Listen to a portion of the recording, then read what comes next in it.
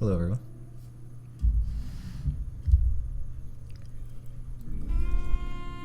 It's always interesting coming back and streaming on a Tuesday after a few days off. Feels like you get a little vacation for a few days and it's like, alright, back to work. So,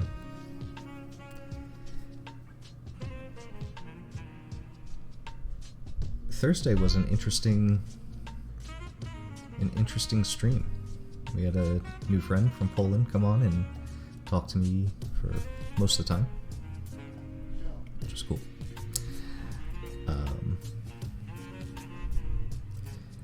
And I hope more people do that. You're all welcome to type in the chat and I'll answer questions and all that kind of stuff. I don't really have any specific topics that I'm going to talk about today so much as if people chat, I'll answer questions. And if not, then I'm just going to kind of do what I wanted to do on Thursday and might just do here and there anyway, whether you guys are asking questions or not.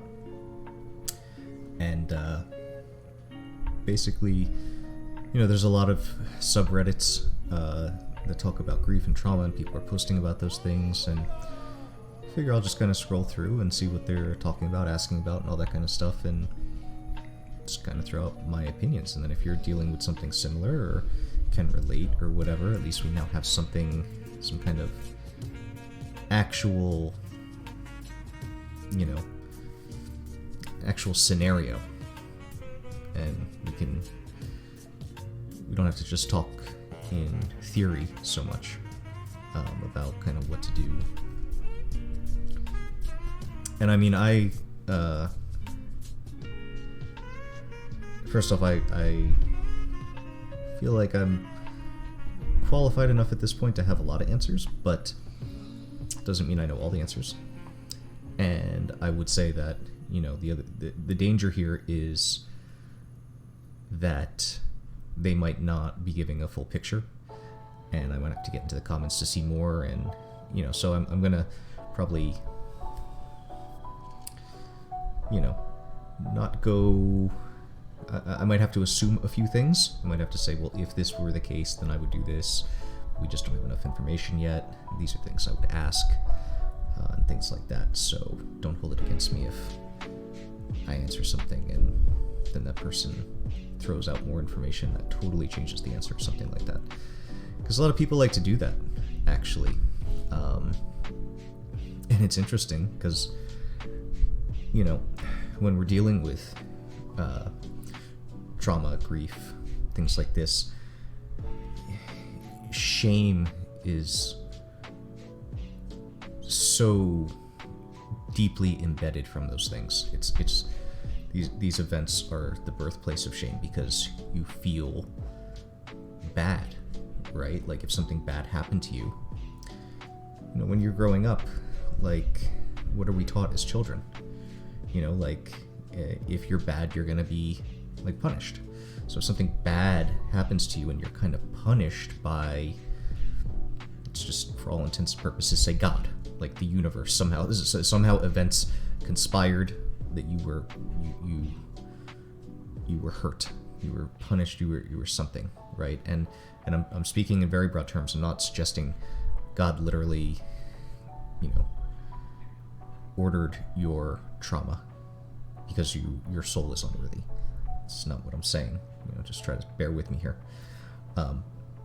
What I am saying is that we learn these lessons, that I am, as a kid, like the most processing power you really have, because your brain's not fully developed, is to kind of go, something bad happened to me, like I'm bad, right? If you even get that far. Sometimes you can't even get that far because you just can't even begin to process some of the incredibly complex situations that we're put through as kids. The best you sometimes can even get to is like, this is wrong. That's about it, And then because you learned these lessons, even though as an adult you might logically know differently. It doesn't mean that it's so easy to undo those stories and beliefs because they're so deeply rooted. They've taken such a hold.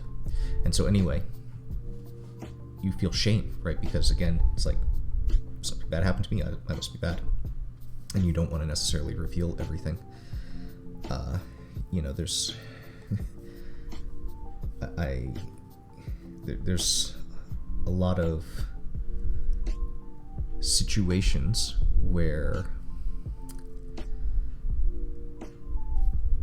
we might feel that internally, and we need a way to defend and protect ourselves going forward. So we put on a very tough mask sometimes. We take on this persona, we're willing to fight back, we push back, we don't let people walk all over us or take from us, especially because you don't want to feel like you did when the trauma occurred in the past. And you don't want it to ever happen again, if possible, right? Let's say you were, again, just whatever trigger warning you want, some kind of abuse as a child. Then, if you feel like someone is even beginning to take advantage of you, beginning to encroach on you, beginning to make you feel powerless, you will, really react, sometimes in over-the-top ways, to fight back. And so we have this persona, and some people might go, that guy's like an asshole, or she's a bitch, or something like that. When really we're putting this up, not just to, we have that mask maybe to protect ourselves, but then another thing that happens is we're fighting the deeply held belief and story that we're bad. And so we're trying to put on this perfect, we're trying to be perfect. We're trying to put on a perfect face and do everything well and not let anyone see that we're imperfect or flawed or hurting or anything like that. And so we don't want to reveal that we're struggling with these things. We want to hide it. We don't want to tell the full story, to protect that image that we're portraying, to let people know I'm okay, and I'm good, and good in the sense of like, no, I'm good, but also I'm a good person. I'm not bad like I was told. And not only are we trying to portray that to others, but we're trying to convince ourselves of that. But you're because it's not a, you're fighting against this like deeply held belief at that point, and you're not actually replacing that belief, though. You're just fighting and arguing with it constantly. This is where that fight in your head can come in so often, and the struggle within yourself can come in. So, again, going back to it, we have to assume that some people will not be telling the full truth. We don't know all about their lives. We have no idea about their situations, their upbringing, all these kinds of things. And all those things matter, right? Because we want to get a full sense of a person and understand some of their nuances and things like that. And based on that, we can do better at actually working with them to help them overcome it, right? If I'm working with a client, I'm coaching them, I need to know a lot of these things about them, because I need to know what their threshold is. I need to know where I can navigate, what things I can say, what things might be maybe a little off limits.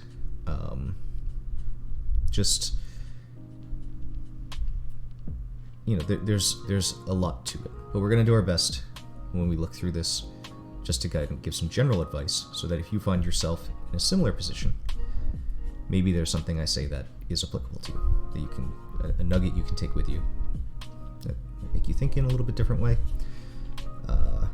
might help you take another step down the path, something like that. So let's get into it. Actually, before I get into it, I just gotta take like one minute on this stream. Just 1 minute. I need to show everyone something. My favorite team, the New Jersey Devils. You can see the memorabilia on the wall. Here, it's over here on the screen. They unveiled this monstrosity as our third jersey today. So even me, as someone who's gone through trauma, can be re-traumatized. And I'm going to have to relive this trauma 15 to 18 times a year for the next 3 seasons.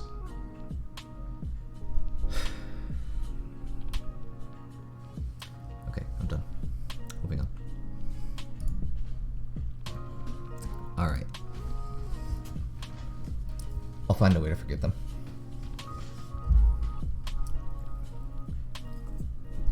So this is, made this account, and I joined some subreddits that made sense. You're going to see some other stuff in here that it added to me already, like, I think there's a Battle Stations one, which I'm a fan of. I need to take a picture of what this stream looks like and put it up. You guys can see what I see with all my monitors and everything when I'm looking at you, because you're seeing a totally different side through the camera. So anyway, let's look over here. In fact, man, I wish I could move this. Wish I could move this dead center and then move the stream stuff over to the side, but I'll figure that out another time. I hadn't thought about it that much where I'm going to be focusing on this that much. So, now one thing I thought was really interesting, this trauma toolbox. I read the sidebar a little while ago when I was going to do this last week. And it says here, a place to seek or share coping strategies, resources, art, music videos, and other survival tools. Cool. Strategies shared here will directly address ways to manage trauma symptoms, like flashbacks, hypervigilance, insomnia, anxiety, and other types of triggers. Okay. It can take a while to work through stuff, and management is not a problem per se. What bothers me is when people see it as an end result, or like the thing, like this is what it's going to be now. I'm just going to have to live and manage this for the rest of my life. You know, that kind of bothers me, if I'm being honest. And then down here, the mods are master's students in mental health related disciplines and trauma survivors. The suggestions provided here are not explicitly medical advice and are not intended to replace psychotherapy treatment. However, we will try to provide survivors with up-to-date and evidence-based coping strategies for trauma-related symptom management. Now, to be fair, again, it would be probably wrong of a subreddit and mods of a subreddit to try to be diagnosing and healing people. And that's not what I'm about to do on the stream either. But, you know, I've made my point pretty clear, I think, so far in streaming, that, not just now, but in the other streams, that to me, the therapeutic model seems to be failing right now. I don't think just management is the way to do it. I don't think pills and, you know, just techniques to keep going from day to day are the way to do it. So, let's see here. Emotions, thoughts all over the place, stopping flashbacks, intrusive memories.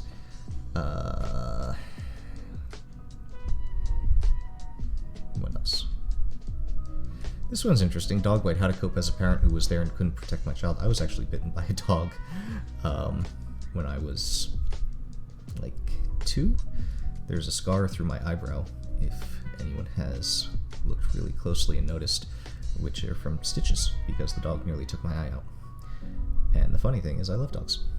Didn't bother me at all. I don't remember it, so maybe that's why. But you would think, like, maybe I'd be like, I'd have some deep-seated fear of dogs anyway, and I don't. I think dogs are the best, and I'm not really afraid of them either. If they start, I mean, I'm not going to be stupid and, like, if there's a Rottweiler or a Pit Bull, and I've owned a Rottweiler, and I thought he was going to be a Rottweiler when I bought him. It turned out not to be, but that's okay.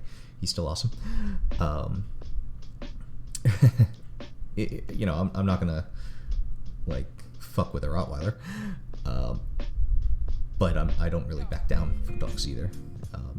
With that said, I have done a bit of study in dog training, so don't just be like, haha, I'm not gonna back down from a Rottweiler, because Everclear, doesn't. No, don't fuck with aggressive dogs, please.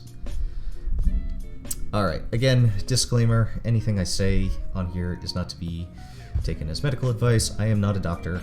I am not a therapist. I'm not licensed. I do not treat mental illness.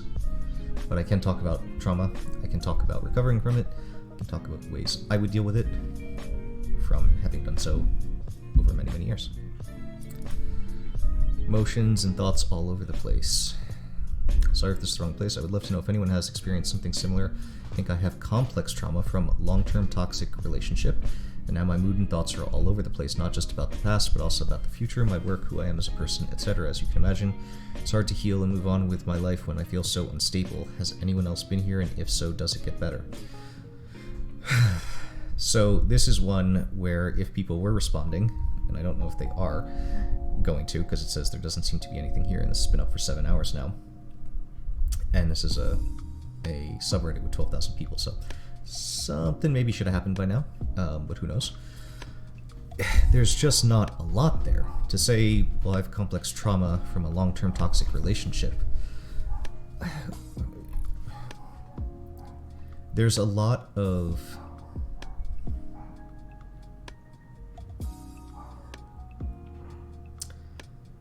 fucking little yip dogs. Anyway. I don't know how much that's coming through on the stream. That barking outside. Anyway. Good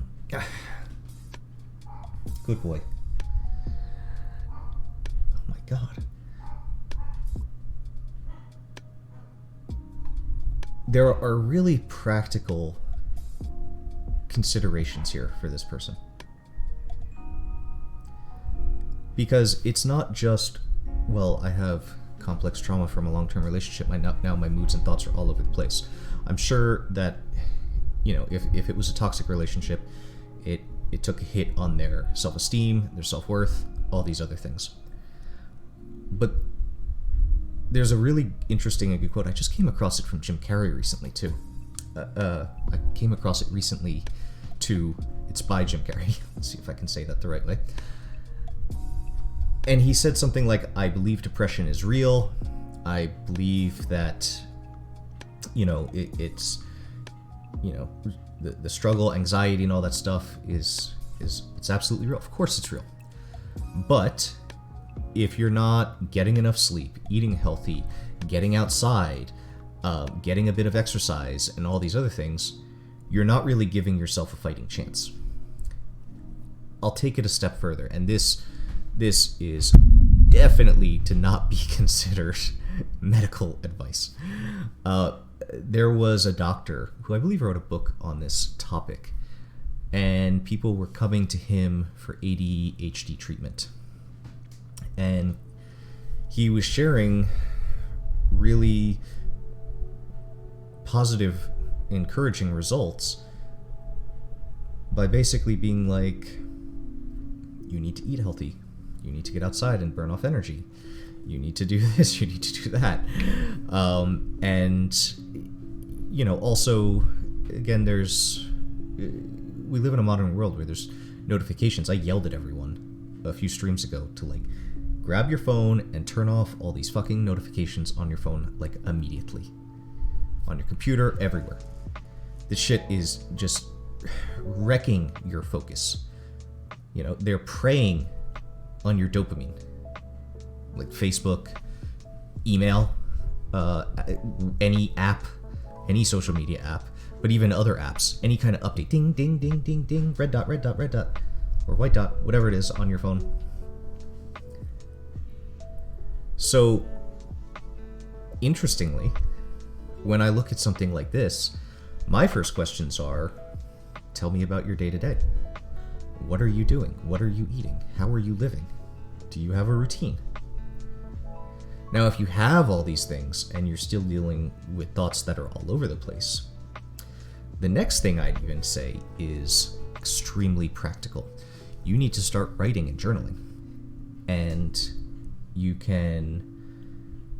really want to dive deep and start getting this stuff out to clarify your thinking. Because it says here, now my mood and thoughts are all over the place. That's fine. Maybe we can stabilize the mood a little bit by just having routine, doing healthy things, healthy activities, exercise, eating right, all that kind of stuff. That'd be great. That'd be a good start. My thoughts are all over the place. Okay, and you're thinking about my work, who I am as a person, questioning. What's going on, right? And the root of that might be, am I doing something wrong? Because this wrong thing just happened. What else am I doing wrong, maybe? Or am I bad because this wrong thing happened, right? So you if you have all these thoughts bouncing around in your head, you need to get them the fuck out, right? I would say it's really useful to try to tackle this in you want to be systematic if you're a person like this, right? You want to go, okay, there's the past, there's the future, there's also the present, right? What am I doing? Man, I just can't get comfortable right now. My work, who I am right now, what I'm doing with my life and all these kinds of stuff. What am I doing right now? How's that going to affect my future? How did I get here from the past, right? Something's not right is what your brain is saying, right? And so you're thinking, you're processing. You need to get this out, writing it out. And this is why talk therapy can or is effective, right? Because it has to get out. And you have to start to clarify it. But writing, it can be super useful here, because then, instead of just saying it to someone, you get down, you can look at it. Once it's, and literally as you speak or as you write, you are thinking. Like, you might have the thoughts coming through, but you are processing as you are getting it out. This is why, by the way, freedom of speech is so fucking important. You need to be allowed to be wrong, because you need to be allowed to process and arrive at the wrong conclusions, if they're even wrong.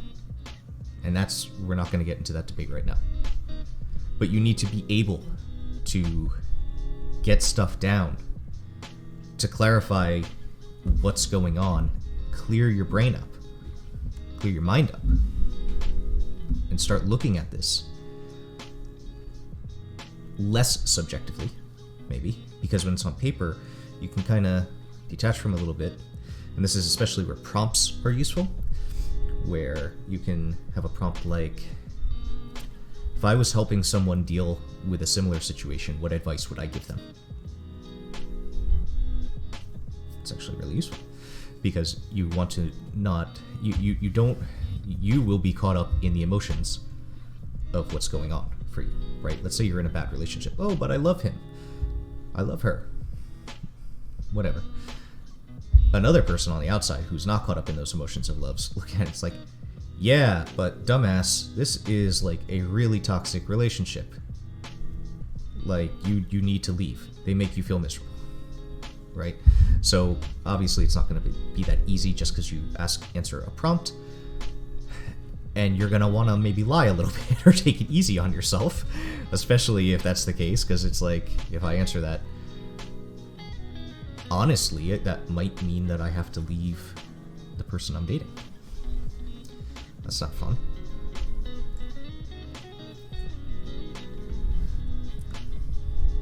So when I see something like this, again, we don't have enough information. This person wrote one super long sentence, 2, 3, 4 sentences. We'll call it 5 because they put a dash in the first one. You can't diagnose someone on 5 sentences, but if the first things I look at in relation to this are, let's try to go practical first. What's your routine? How are you eating? How are you sleeping? How are you exercising? How are you doing this? Do you have friends? Are you in a relationship again? Do you have family? Do you have a support system? Do you have a job? How well are your needs met? Because there could be other things too. It might not just be, well, I was in a long-term toxic relationship. It could also be like, my job situation is not that good. I am not earning enough and I'm barely surviving, month to month. Well, that is going to compound the fact that you were in a toxic relationship, because now it's like, I gotta survive, man. Right? So we gotta know some of that stuff before we just start throwing out advice. And if any of those things are out of whack, like I'm eating junk, I'm not exercising and all that kind of stuff, start changing that. The second aspect, the specific thoughts I'm hearing here from their writing, not just about the past. I feel unstable, right? That's the next thing too. It's hard to heal and move on when I feel so unstable. It's because again, I don't want to jump and say this is what it is, but there's a decent chance, at least, that this person is struggling to process kind of the why of what happened. Why was I in that toxic relationship? How did I get there? Where am I going from here? Am I going to potentially make that mistake again? Right? There's like all these questions. You got to start journaling that. You got to start getting it out. You need to start processing it. And honestly, just go online. Google journaling prompts. There's some that's going to be for like entrepreneurs and starting your own business. Those are not the ones to look into. Although some are actually kind of universally applicable. Like even if you're starting a business, they could also be universally applicable to you dealing with some personal struggle. And there might be some overlap there as well, but there's going to be questions out there that are going to help you to just get started journaling, to work on problems. Right? And this person, I would strongly advise, try to be systematic. You might have to journal and just brain dump a bit. Just like, okay, there's so much going in my head. I just want to get this the fuck out, and then I can start sorting it around, right? So I'm just going to take 30 minutes and just what are all the fucking things I'm thinking? Let's just get it the fuck out, and then I can look at it and go, okay, here's some stuff about my past that I need to deal with. Here's some stuff about the present I need to deal with, and here's some stuff about the future I need to deal with. Cool. Next time, I'm going to look at this one thing out of the 4 or 5 things from my past that is on my mind lately. Cool. Let's look and examine this. What is it about this that I have questions about? What have I not processed? Why is this on my mind? Why is this bothering me? What could I do about it? What would I maybe have done differently? What should I know going forward to not find myself in this situation again, if possible? If it was something from your deep past, then again that might require some legit trauma or grief recovery work. The other thing too here is, again, I just don't know this person's past experience, but when someone's kind of questioning like this and their mood's unstable, they're all over the place, they're like, what the fuck is going on? It could be the case that this is maybe their first real taste of malevolence. And prior to that, let's say you managed to get through your childhood without really experiencing that, right? Let's say you weren't abused in any way and maybe had I'm not saying you never got yelled at as a kid or did something wrong or got in a fight with a friend or something like that, but let's say you weren't trigger warninged, right?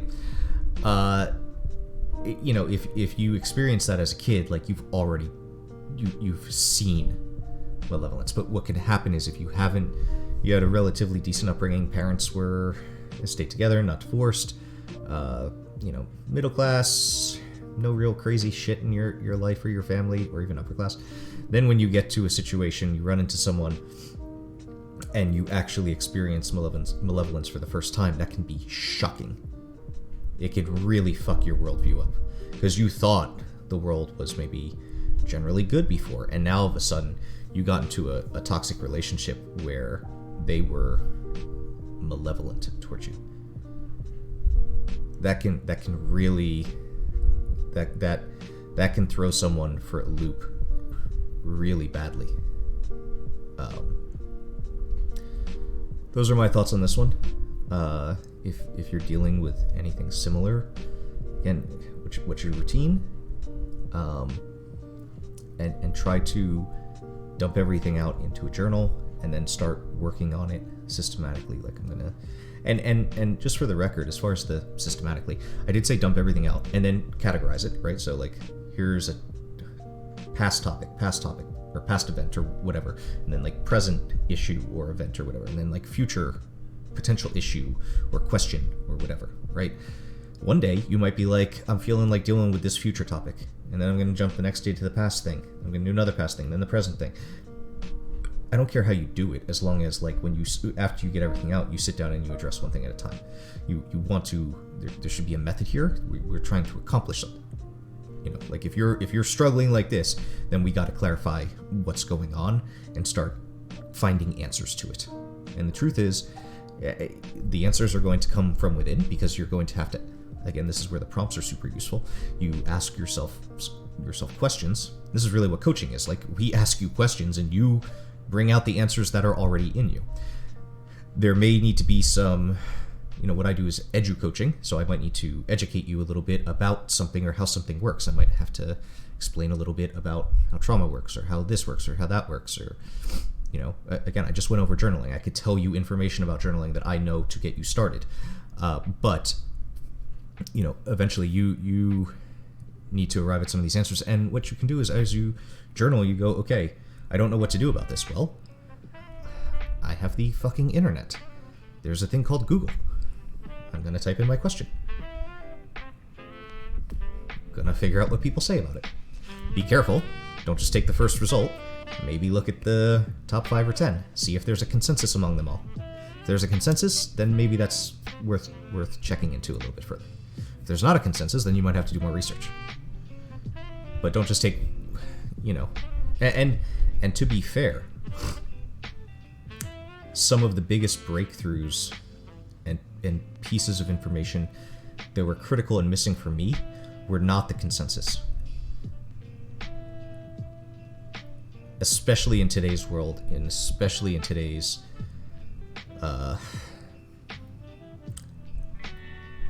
let's say psychological paradigm, like what the psychology industry and academia believes.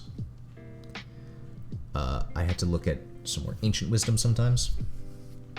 I had to look at things that would not be accepted nowadays. And,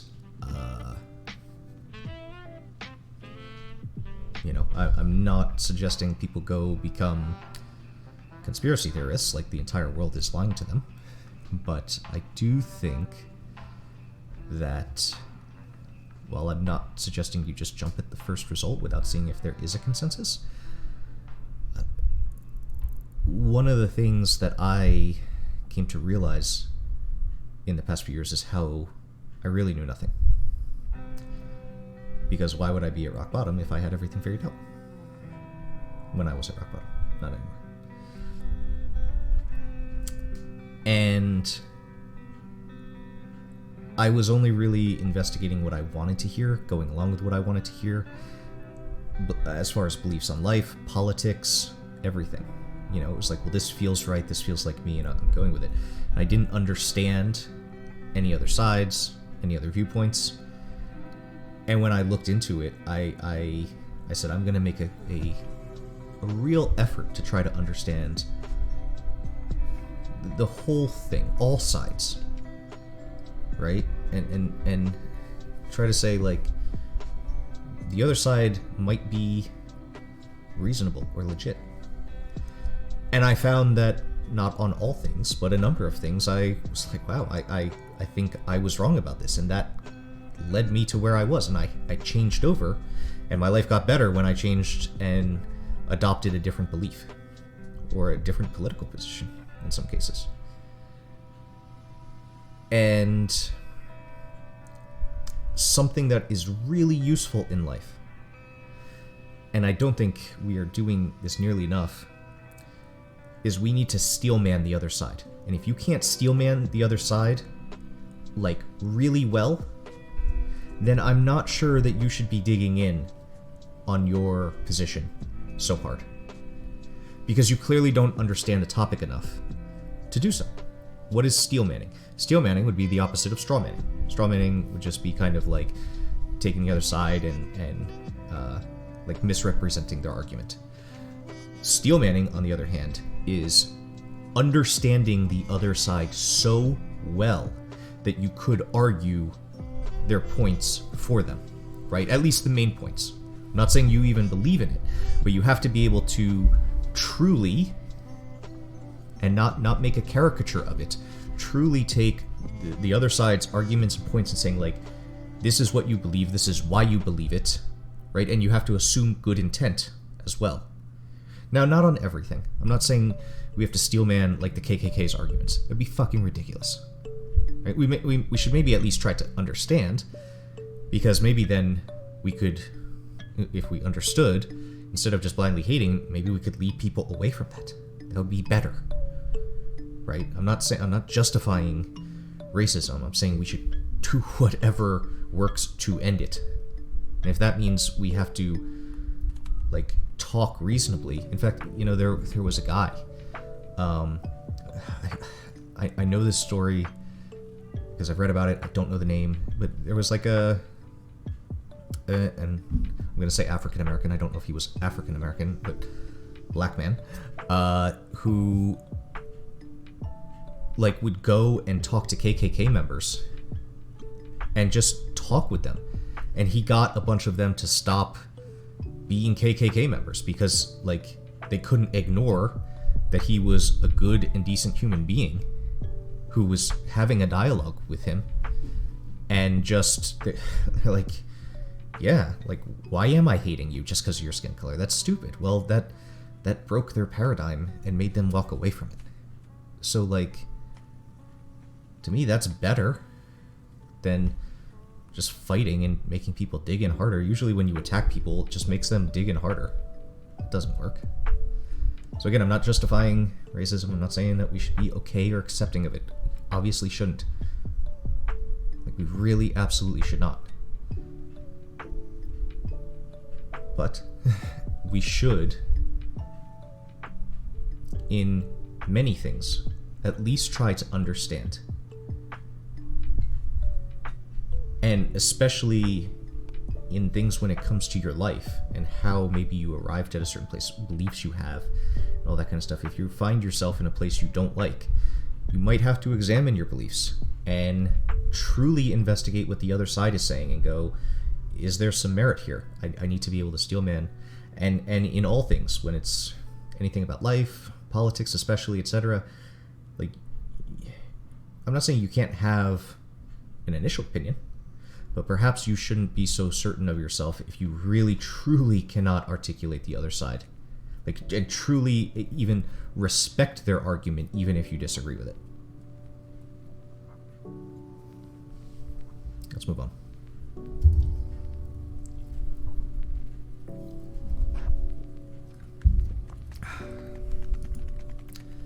Stopping flashbacks and intrusive memories. Close to the other one.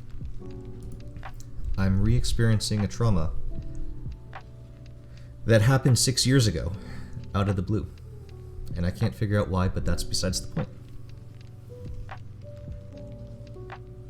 Is it though? I'm already seeking professional support, but am looking for other stuff. Anyway, I keep hearing all the sounds from it all the time, and I'm struggling to keeping it from consuming me.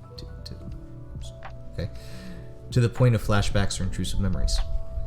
I don't really have any strategies to keep them at bay myself, and I have a small army of people who want to help. It's great. Good to have a support system. Does anyone have any tips for what I can personally do, and does anyone have any tips for me to tell people besides having them help me orient myself back to the present? For me, it helps to distract myself.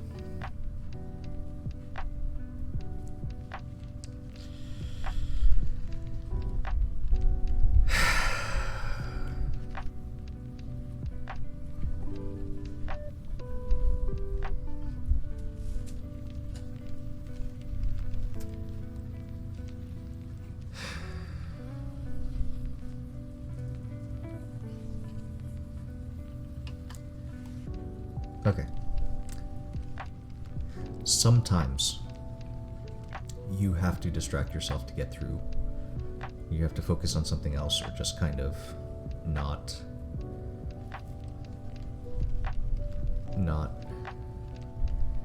give in at that time to being brought down by the intrusive thoughts, memories, and all that kind of stuff.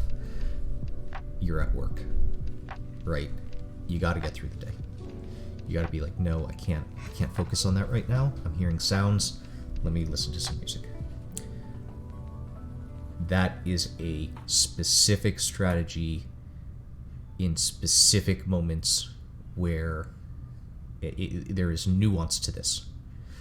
To recommend that as a general strategy, I'm just going to distract myself for the rest of my life, is, what would be the term? Fucking idiotic.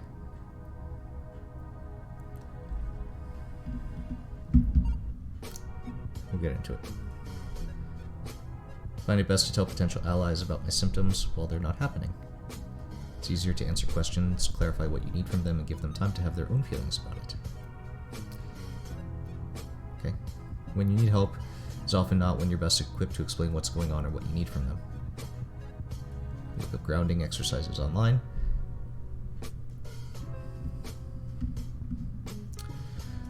So this one is a little bit better of an answer. Yeah, if all of a sudden like a flashback or intrusive memory comes in and you're kind of, let's say, going down the realm of like a panic attack or something, it would really help to tell other people who might be around you and might be supporting you and might be able to help you what's going on before you're in it. That's a good piece of advice.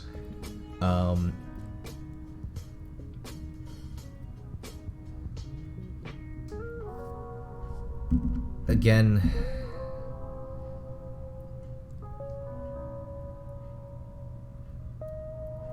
you know,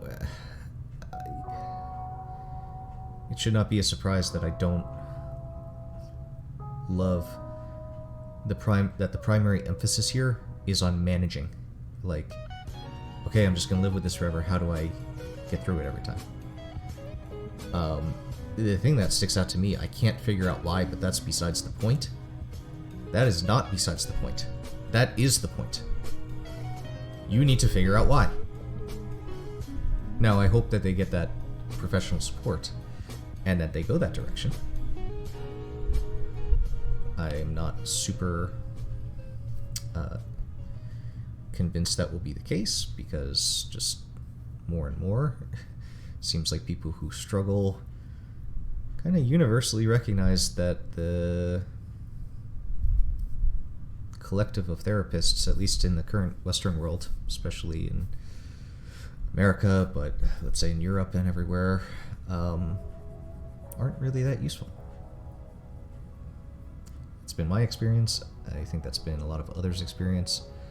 I think we need to stop saying, oh, well, you got to find the right one, as if it's like a personality trait, even though it partially is. Really, it is. I don't think some people are cut out to be therapists, but they go that route because it's like, you know, be a doctor. It's one aspect of being a doctor, but I'm not sure that a lot of people are. I think you do need a certain personality for it. I know my last therapist didn't have it. He was useless. And I've had others that were useless too. Yeah, and some were useless even if they had the right personality. They just went the wrong direction. They weren't being useful. They weren't providing answers. It was just, let's just talk about feelings all the time. Well, we should have an outcome we're going for here.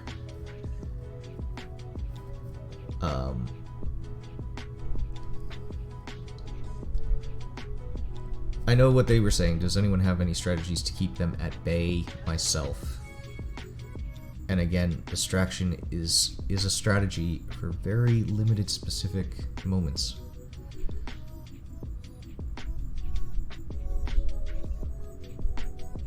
But I guess you gotta get by day to day, right? If you're really struggling here, for that, I think my favorite thing to do here, again, I don't like distracting because I think there are better ways. My favorite way is really taking some deep breaths and saying, is this moment okay? And assuming you are not on an African savannah, not savannah, staring down a tiger who wants to eat you, or a lion, or about to be stomped by an elephant charging at you, chances are you're okay. You might not be necessarily okay in your mind, but like right now, I'm okay. I'm sitting in a chair, I have a computer in front of me, I have a roof over my head, I have air conditioning going, like I am not in any imminent danger. My life is not in danger. So then everything else going on is just in my head. It's a fear. So you want to, this is a grounding technique, right? You are just bringing yourself into the present moment. If you want to read something, a really good book about the present moment, The Power of Now by Eckhart Tolle. I don't know if I said that right. I think I roughly did. I mean, his entire life changed just because he basically was struggling constantly with intrusive thoughts and struggles and all this kind of stuff. And he had a moment one night, I believe, laying in bed. He's like, I can't live with myself anymore. And he kind of recognized that, therefore, he basically, there were multiple parts inside of him, which is true. And you can think of this a few different ways. You can think of it simply that there's like the ego and the id, and a there's like super ego and subconscious. Like we can go down that road, whatever you want to call it, and all that kind of stuff. There's also one of my life coach clients who I've designed websites for is into parts model coaching, I believe is what it's exactly called. And basically it's saying, like, imagine that there's different sides of you in your brain, and that one thing might want one side might want one thing and another side might want another thing, and that they might be at war with one another, right? And this is often the case, and for her it was revelatory. And there are people who, hearing this, it might be, and at first she wrote it off, but then as she was thinking about it, it was like, oh my god, that's right, and it really worked for her. That's not something that was nearly as impactful for me, but if you're watching this, maybe it's super impactful for you as a thought or an idea, that it's not just like one you, right? There's competing sides to you that want different things.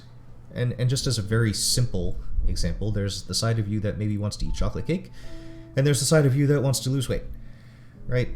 That could be two sides, but it can go a lot deeper than that too. It can be as far as your job situation. It could be your lifestyle you want to lead. It could be a whole lot of things.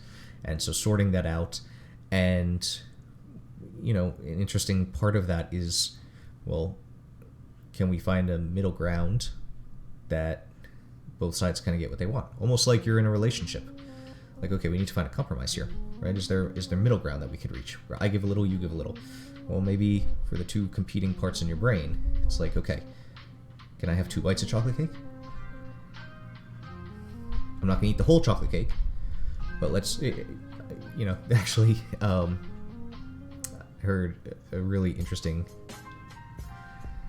piece of advice once by Kevin Kelly, who was the editor of Wired magazine for like ever, polymath, super smart guy. He wrote out something like, I don't know, 100 rules to live by, something like that, that I've learned after 40 years. One of them was, you can eat any dessert you want as long as it's only 3 bites.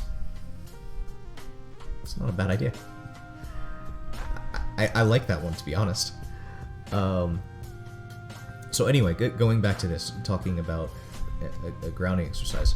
Again, The Power of Now by Eckhart Tolle, really interesting book. He later goes on to take that experience and just start living in the moment, like no matter what, as much as possible. That he's not thinking about the future, he's not thinking about the past, it's just, I'm going to be in the present, I'm going to just be here, I'm going to smell the smells, feel the breeze, look at the birds flying by, just be in, you know, if you really do that, if you ever have moments like that where you just let yourself be super present somewhere, it's amazing how beautiful the world really is.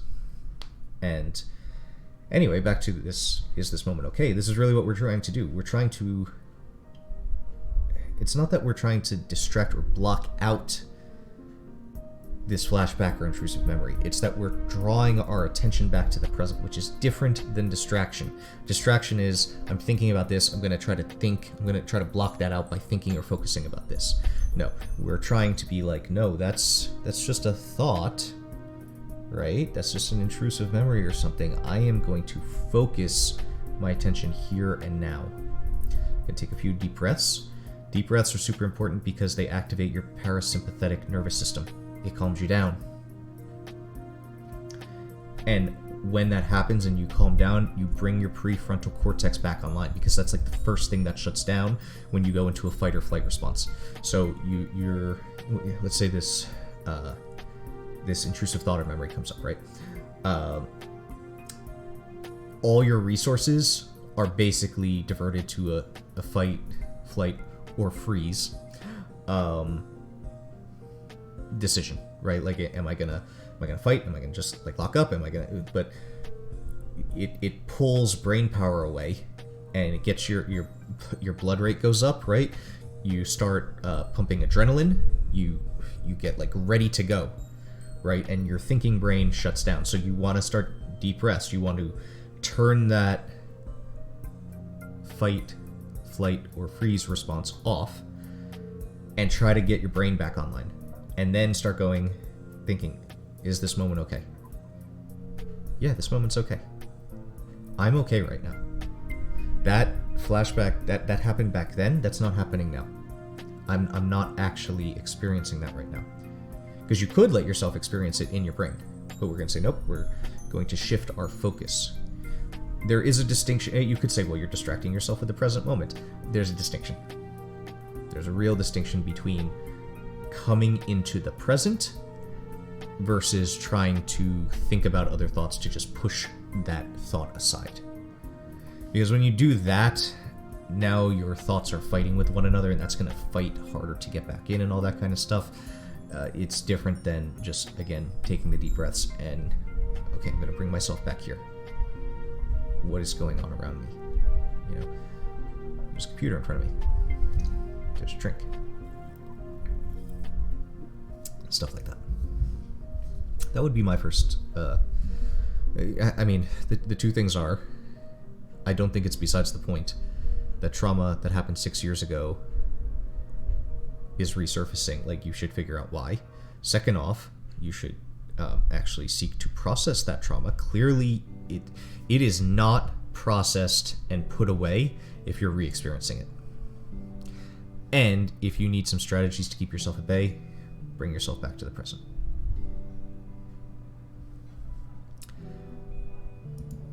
All right, what else we got here?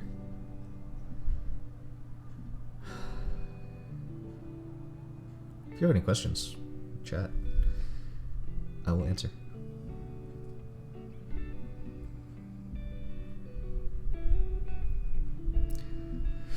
Does it ever get better? Oh, well, that's a YouTube of some guy talking with a washer and a microwave and a fridge behind. The dog bite thing, I don't know, what's this actually say? The owner and I were able to stop the dog, but only after it severely injured my toddler's arm, and I feel so sad now. It's been a little over a week now, getting him all the help I can, but I still can't reconcile with the thought that it happened to us. It pains me to look at the pictures of him before it happened, because all I see is a reminder that one day when everything changed and there's now an injury and will always be a scar to remind me of this day forever. I mean, obviously, if your toddler's arm is fucked up, that's bad, and what's really going on is this person is feeling like they kind of failed as a parent, I would imagine. And there will always be a scar to remind me of the day that I wasn't a good parent, is effectively what this person's saying. You're gonna...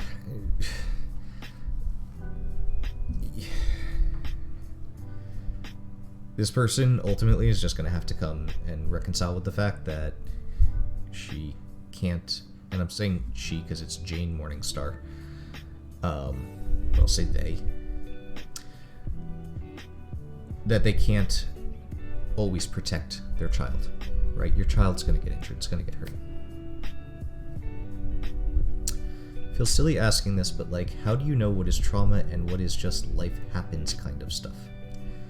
So it is not a silly question.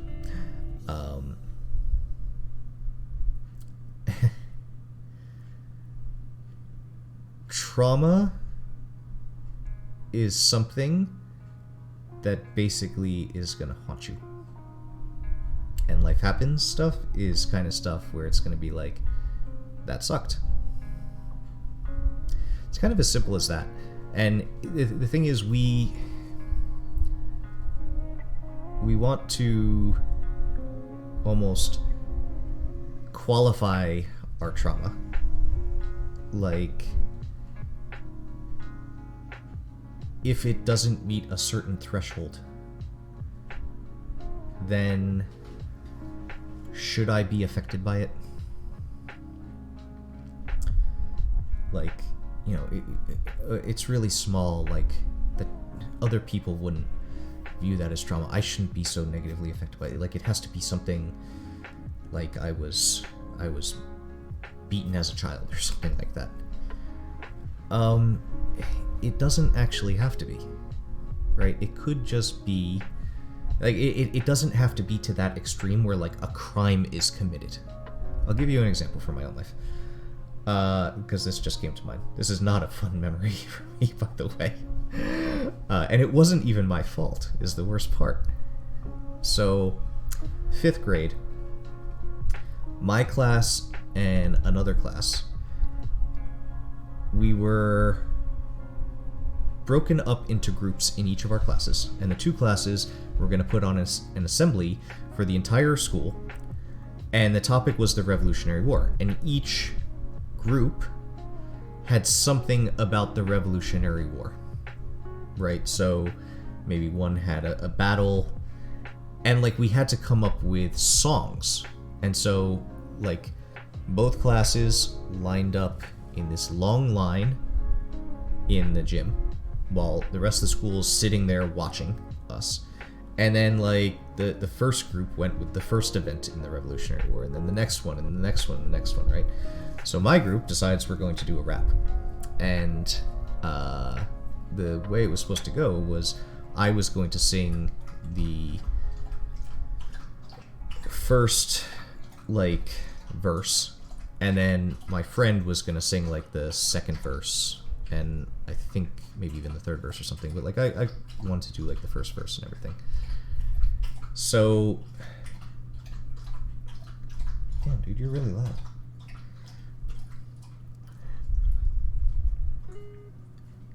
What happens is the groups ahead of us go, and then it gets to our turn, and I have the microphone. And the friends behind me in the group are like starting to do the beatbox thing. You know, and that was awful beatbox, but you get the idea. And I look up, and just as I'm about to start, I see the teacher, and she looks at me and like makes a motion as if like I'm supposed to hand the microphone to my friend to do it. And like I just stare there confused, and like she's like yes, and is like pointing, and I'm like, and in that moment like I'm just trying to process it, and I'm like, here. And my friend's like, no. And I'm like, no, look, she's saying to hand it to you. And so finally he takes it and starts going. Unfortunately, to the entire school, this looks like I froze up and was afraid to do it and got stage fright and was like, oh shit, and handed it over to him, which was not the case.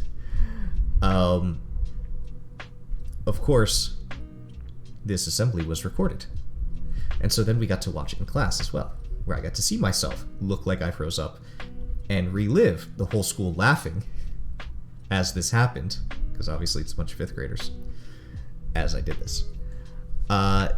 Is that trauma on the same level as,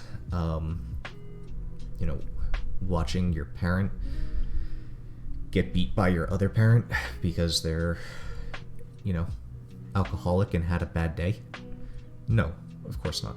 Is that still trauma? Is that something that I had to actually process as an adult? Yeah, it was a small thing. I had to go through it really quickly. And I can speak about it now without, it's not comfortable, but it's not like, oh my god, I'm freezing up remembering an entire school of children like laughing, and again, worse, it wasn't even my fault. Like I thought I was doing the right thing because I saw this and I'm like, all right, the teacher says this, I'm gonna do this. I don't know what the fuck is going on, and I never got an answer from it, by the way. I never got they just, and when it was shown in class, they kind of just got silent, and I almost got the sense that like they still felt they were right to do that, or I don't know. It was really weird. But anyway, that still qualifies as a trauma, even though it's not some mega thing. A trauma could be, for any guys watching, or girls for that matter, or anyone watching, being rejected by someone that you like. I've been there too.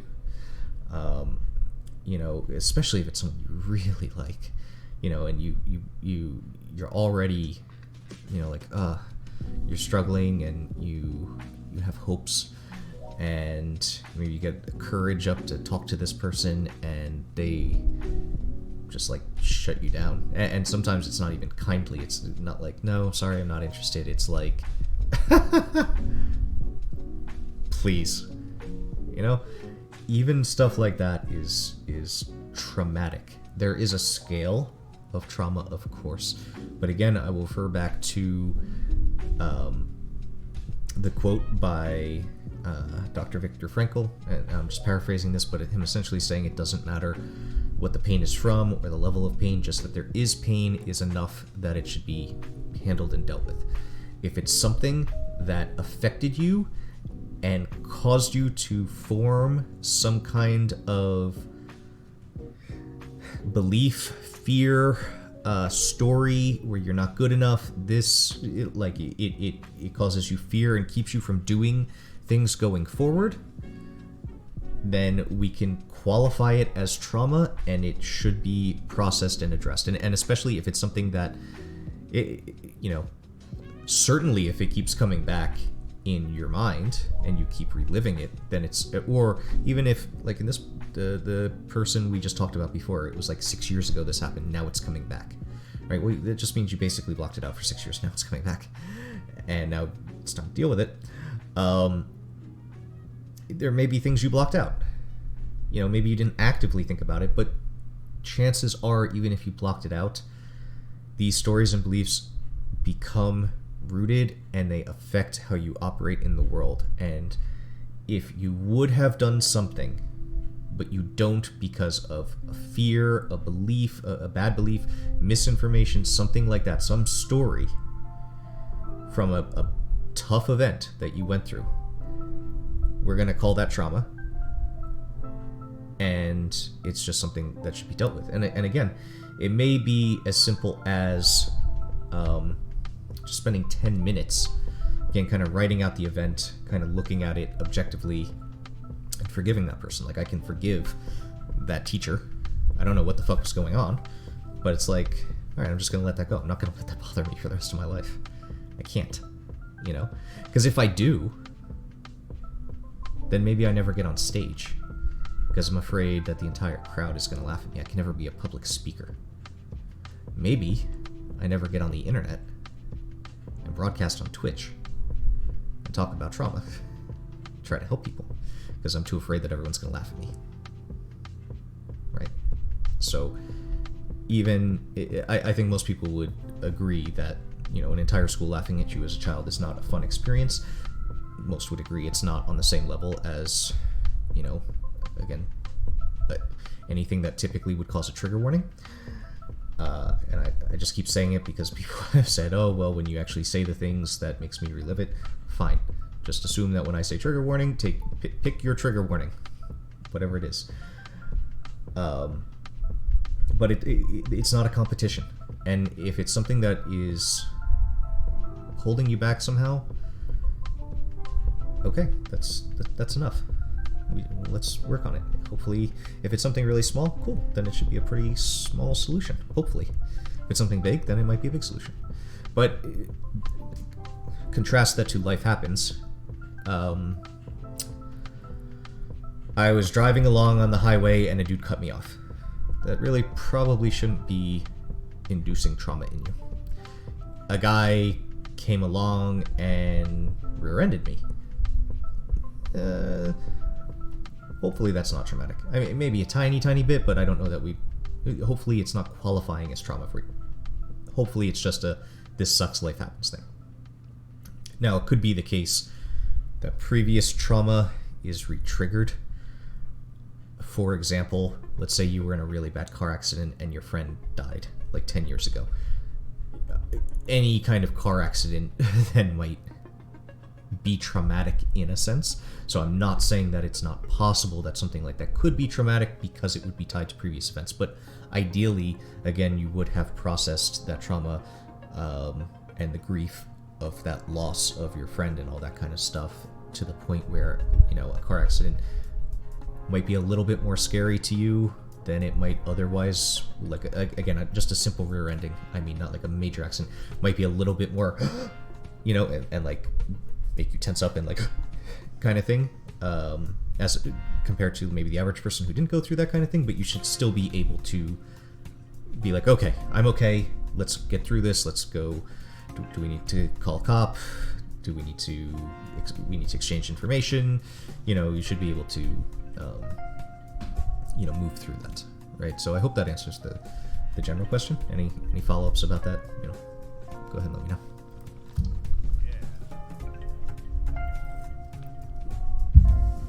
Whew. All right, a little over an hour in.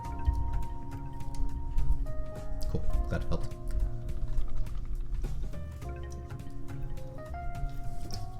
All right. I think we're done with this dog pit one. What else do we have here? If we're not our thoughts, what are we? That might not be something I can get into. That might be a little too much to handle for only 45 minutes left, and quite frankly, I'm not sure I even know the answer. It's a fun question, though. How to deal with the fear of being disliked, hated. That sounds like it might be a fun one. How do I deal with trauma without traditional therapy? I would go over that one, but if you watch the stream any amount of time over the past few weeks, kind of laying it out. What in the? That's a good question. What in the?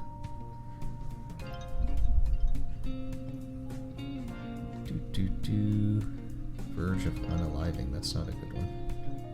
Alright, let's just check this one first. Sorry, I'm a mobile, possible weird formatting. Yeah, it's a giant fucking block of text. This person doesn't actually know how to use the enter key either. That's a shame. Alright. Let's just deal with it and see what we can do here. Sorry, I'm a mobile. You're forgiven. Reasonably, I know that not everyone is going to like you, but my brain goes haywire the second I feel like someone doesn't. So I want to say right off the bat, because we're all different people, and we have different personality types, whether you buy into personality types or think, people are a little more fluid. And people can change, by the way. Honestly, trauma is a big factor that gets people to change. But that's another discussion. But nonetheless, we can all agree, regardless of personality types, that people are different, right? There are different types of people. And something that's super important to know is that basically, out of 10 people, at least one is not going to like you by no fault of your own. So 10% of people out there are going to dislike me just because I'm me. So it doesn't surprise me. Like, for example, I play Nexus, which is a MMO that is super social. It's a small community. Everyone knows one another. It doesn't surprise me in the slightest that not 100% of people like me. I know at least 10% will not like me just because of my existence and my values and beliefs, and that their values and beliefs will be at odds with my values and beliefs, and that doesn't make them bad people. I don't look at people who... I might get slightly annoyed. I'm human. And then I kind of use some of my practices, just kind of let it go and move on. Depending on what they do. I don't get annoyed at every single thing, but sometimes people dig a little bit and it's like, she's just being a fucking annoying asshole. Anyway, it doesn't matter what I do, just simply being me and having my personality type, having some of my thoughts and values and beliefs and all that kind of stuff, they will not like me. Now, the good news is, that means like 10% of people will be in super alignment with me and really like me. And then there's like a spectrum, of people who maybe really like me, and then generally like me, and then kind of like me, and then are totally neutral on me. And then, he's kind of, I don't know if I like him. And then, that guy's kind of a dick. And then, that guy sucks. I really don't like that guy. Right? So, that's okay. That's really okay. And it's really, really important to know that it's not anything you are even doing. It's just how humanity works. We need all different types of people. We need all different sides. Because we are better as a species having all these kinds of different people, because we need so many different things done. We need people who are engineers and think like engineers and have engineer thoughts and engineer beliefs and engineer ingenuity and all that kind of stuff. And we need people who are school teachers, and we need people who are doctors. We need people who are car mechanics, and we're not actually blank slates. Not everyone can go into a STEM field. Like, not everyone's cut out for it. It's not like, oh, you're just a blank slate human. If we just stick you in STEM classes, you'll just get it and you can go be a computer programmer. It's like, no, that's wrong. So, it's not you. It's not a personal failing. If someone doesn't like you, it could be that you wronged someone. You'll know if that's the case. But, and sometimes it's like, well, they're friends with someone who just doesn't like you, and that person turned them against you. Right now, I know someone who's a friend of mine who, is dealing with something similar like that, where they, are a little sad that someone that they knew, that they used to be more cool with, they're not so cool anymore, because that person just shifted their thoughts about this person that I know, and they kind of drifted apart, let's say.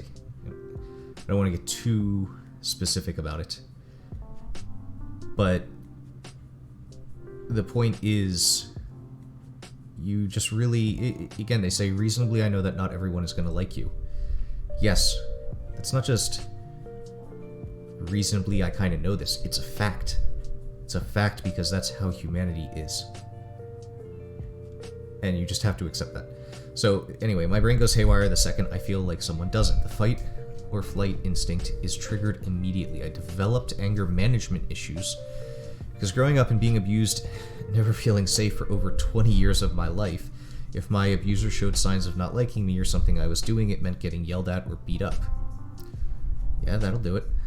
I wasn't allowed to show negative emotions or have wants, and that led to bottled up anger that I'd let out when someone who wasn't my abuser, not abused, antagonized me, if that makes sense. And the thing is that I wasn't or am evil, but I'd lash out and get violent. And to this day, it still happens. When I feel someone doesn't like me, I'm triggered and lash out, and sometimes online, which makes it worse to solve, in my opinion. I'm in therapy, and I visited this sort of therapist lately, and both told me I was terrified, and that my life warranted that fear and the paranoia that all hell will break loose if someone raises their voice at me.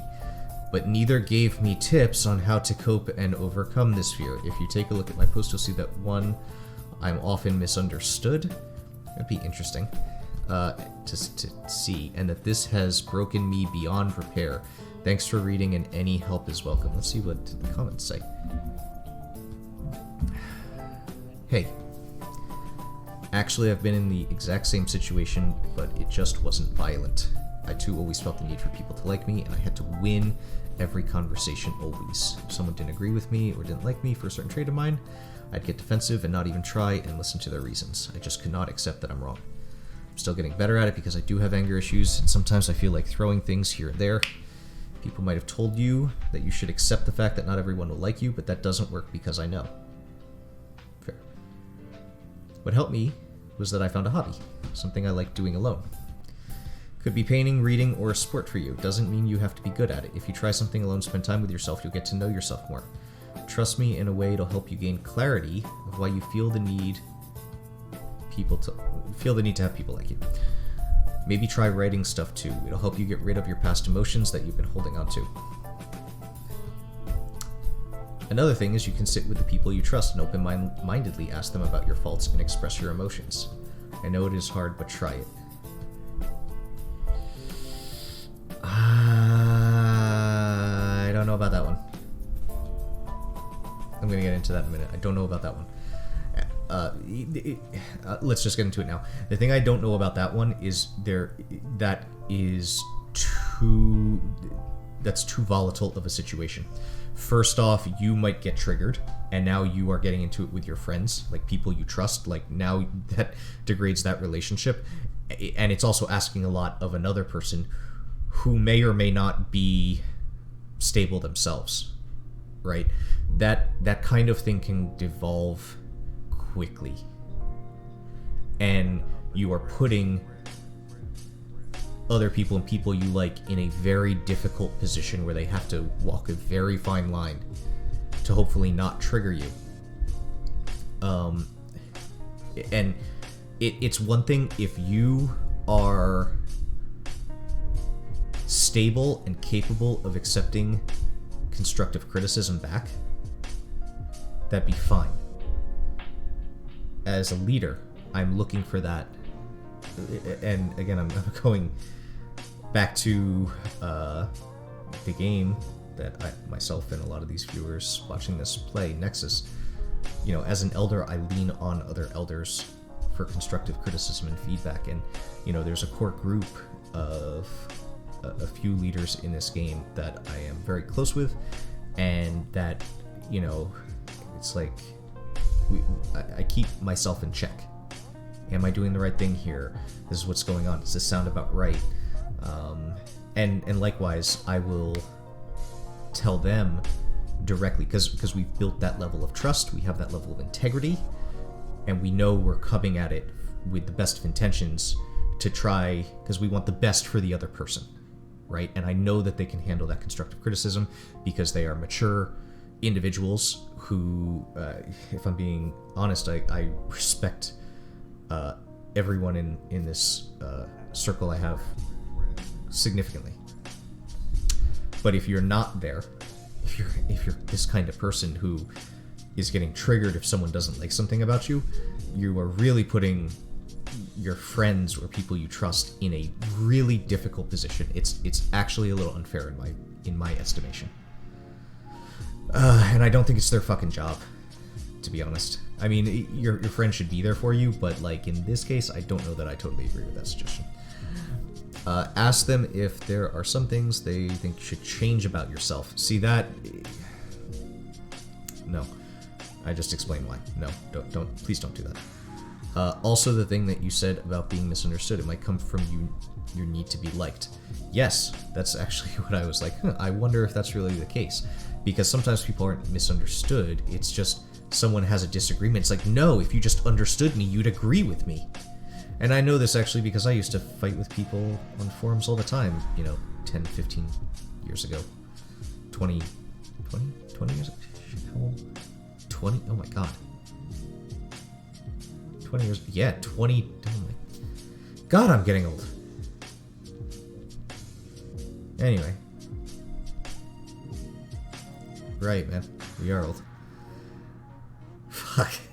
That pisses me off that it's like 25 years ago that I was arguing with people about shit. 20, actually. Let's say 20 years ago, really, when I was arguing a lot on Nexus forums.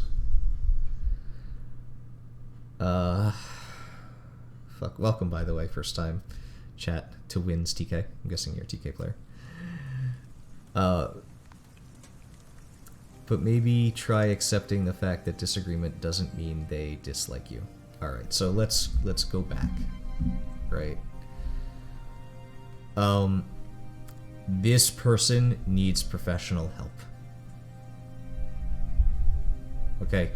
They definitely need to do some serious trauma recovery, but being abused and never feeling safe for 20 years, this is not something that is going to be a quick thing. There's going to be this is significant. There is going to be some management involved in dealing with this as they work through this.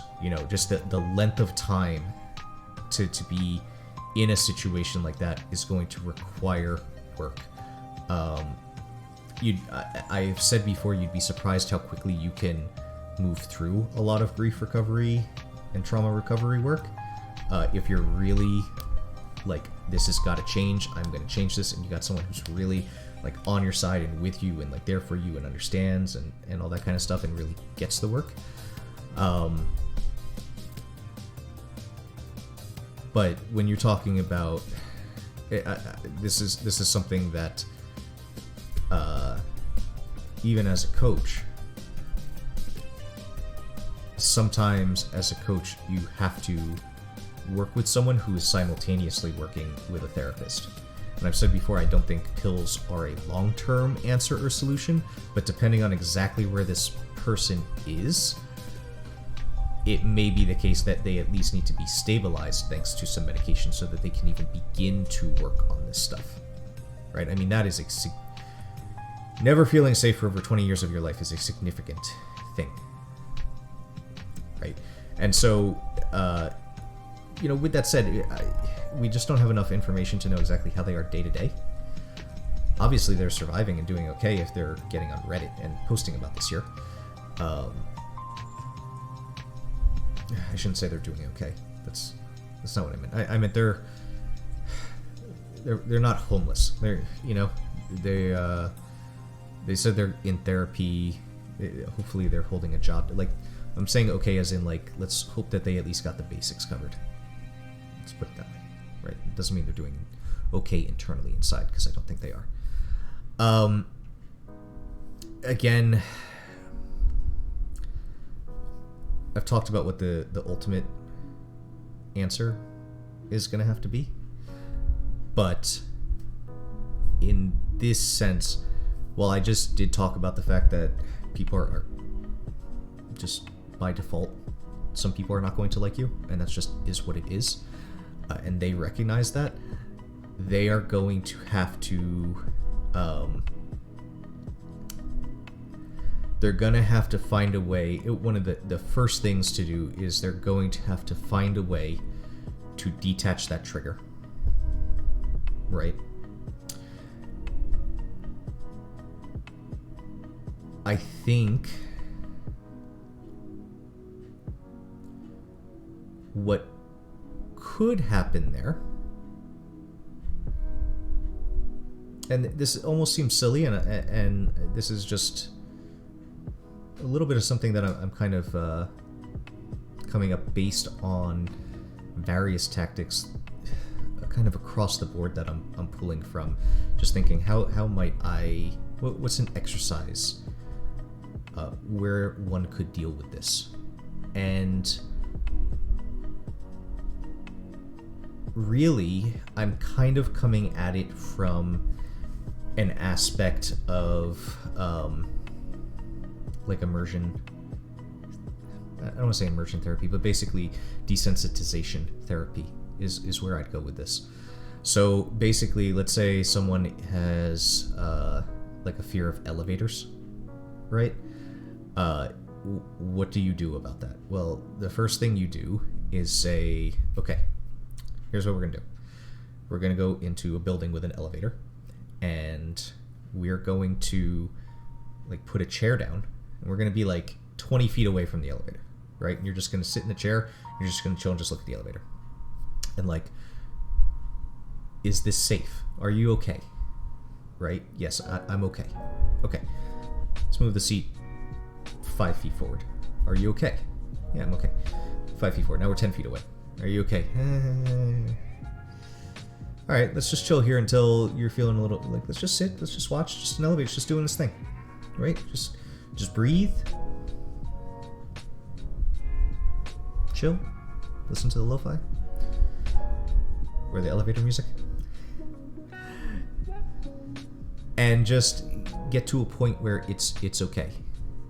Okay, can we go a little bit further now? Not even 5 feet forward. Can we just get like 2 feet closer? Okay, scoot up a little bit. Is this okay? Okay. You may not even get into the elevator that day, but you can. Maybe you can get to 5 feet away, and like you're 5 feet away. You are seeing the elevator. It's like right there. It's like, okay, at least I'm not in the elevator, but I can be in the close vicinity of the elevator. All right, good progress today, right? The next day, maybe you still can't get on the elevator. I don't know. Depends on how bad the fear of the elevator is, what it represents to you, and you can get into those stories a little bit, especially if you are, what's the term when you're afraid of like being closed in? Something aphobic. I forget what it is. One of you will probably be able to type it out in the chat. That might be the fear you could discuss a little bit, but again, you were just trying to get to a point where it's okay to kind of be around the elevator. Claustrophobic. Thank you. I knew one of you would get it. Appreciate you. You can get a little bit closer, right? And maybe you can even touch the button on the elevator and let the door open in front of you. You don't have to walk in yet, right? And then maybe I could just put a foot in real fast. Maybe, I'll hold the door, you just walk in and walk right out real fast, right? Okay. Can you stand in? I'll hold the door, but can you stand there for 2 seconds? Like, just tiny little steps. I don't want to, like, drone on about this, but eventually you get to the point where the person could ride the elevator, right? And I'm not saying it's even necessarily comfortable. Maybe there was some trauma about an elevator that still needs to be processed, but at least they can deal, right? Because they have exposed themselves to the elevator enough to where it no longer holds the fear over them that it did in their mind, because they have real life experience with it that has untriggered them, removed the trigger. Okay, so that's kind of the philosophy I'm coming at with this suggestion and a route I might take with this person. If that's coming in where the fight or flight instinct is being triggered, what I would do is say, okay, do you like apples? No, and they can answer, no, I don't like apples. And I'll go, okay, I like apples, but that's cool. We're still cool. I think you're still a cool person. No big deal. That's just a personal preference. That doesn't mean I don't like you. So now what we've done is introduce something that is incredibly harmless, because your opinion on apples really doesn't fucking matter. And say, we have a disagreement about something that is effectively, it doesn't matter. And that has not affected my judgment of you as a person, that I dislike you. Right? And so really what's going on here is, because if they have any wants or opinions or something like that, and the other person held a different opinion, it meant pain for them, pain and suffering. So we need to start conditioning them that just because we disagree on something, it doesn't mean that you are bad, that I don't like you as a person, that you're not worthy of love, that you're not a good person, or anything like that. And again, we're going to start with stuff that is totally insignificant. We're going to do that a lot. And we're going to get them feeling good. Like, okay, yeah. And even the apple thing might be uncomfortable, but hopefully it's not triggering and they're like, no, you have to not like apples too. Like, please don't, like, hopefully they're not there. Where, like, they're freaking out over apples. All right. Then maybe we build up, maybe we pick a song or a genre of music or whatever else, something that is not just like a small personal taste, but maybe even says something about who they are eventually, right? And that again is going to be in concert with other things. The working on the trauma and like this is going to be a really complex issue, but if I was just trying to tackle that one aspect, that might be a way I go with it. I don't think that person's suggestion about do it with friends is a good idea. I would say someone who can sit and handle someone else and them can read them, can see if they're getting triggered or something like that, and could be reassuring in those moments and kind of know a decent direction. And I said earlier that I think there's a personality type that is suitable for therapists. I think part of it has to do not necessarily just with reading people, but getting a real sense, having compassion and empathy, and through that empathy kind of seeing and being able to, empathy is really putting yourself in the other person's shoes and understanding them, right? Truly, if you want to like get very specific about it. So being truly empathetic and being able to empathize and see where they're at, read them, and know kind of how to respond in healthy ways accordingly would be really important. So, I don't know that I'd leave that up to chance with friends, but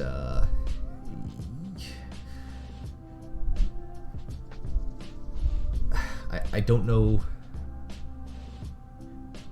It's hard because I don't know if that's something like advice you can totally give this person. Because, it might be a little bit odd for them to go to a therapist and be like, well, this dude on Twitch told me I should have you ask me if I like apples. I'm just saying, as someone, if I was working with someone who was kind of dealing with something like this, I would want to get them to start recognizing not just a few instances, but really condition them over many instances, because they've been conditioned. This is the problem. Over 20 years, they've been conditioned that if they are a certain way, they get punished for it, right? So we need to start breaking. We need to break that conditioning.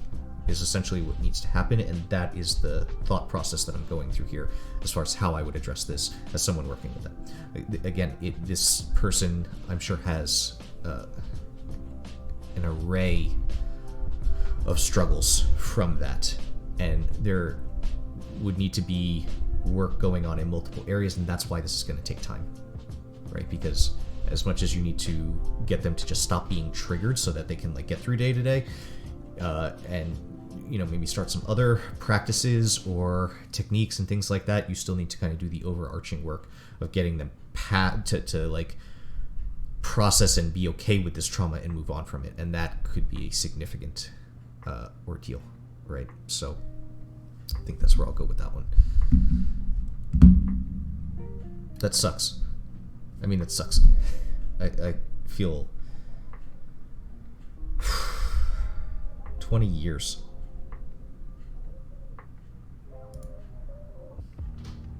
It's tragic.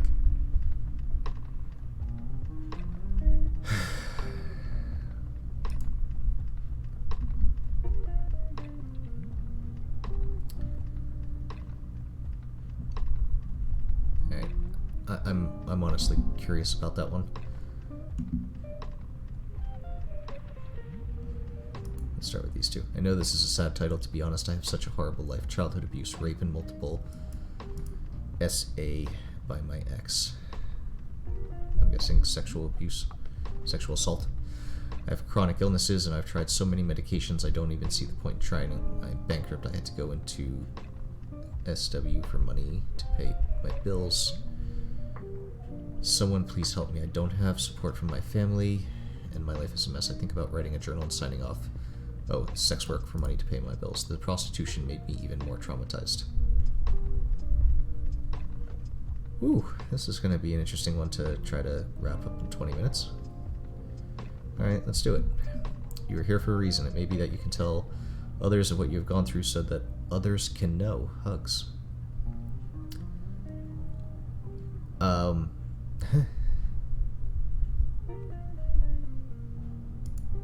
That's a really interesting one because I feel that way myself.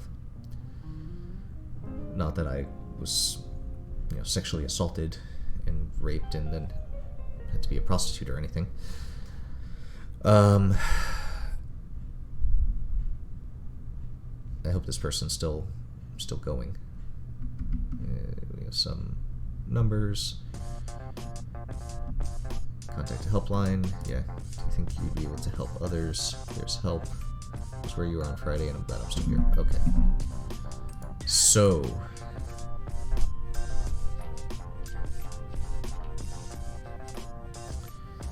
This is clearly a lot to address that we don't have enough information. And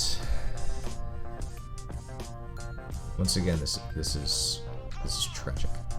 And by the way,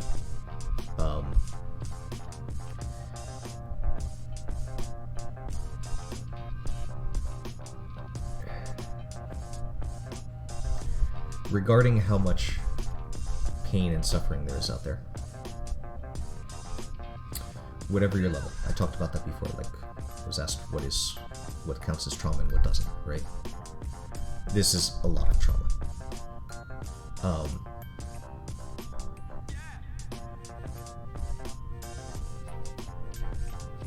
It's horrific, and unfortunately this exists in the world. And that is why more resources talking about this, helping people through this, matters to me, and I hope matters to anyone watching this. And if anyone's watching this and they kind of are getting something out of it or agreeing,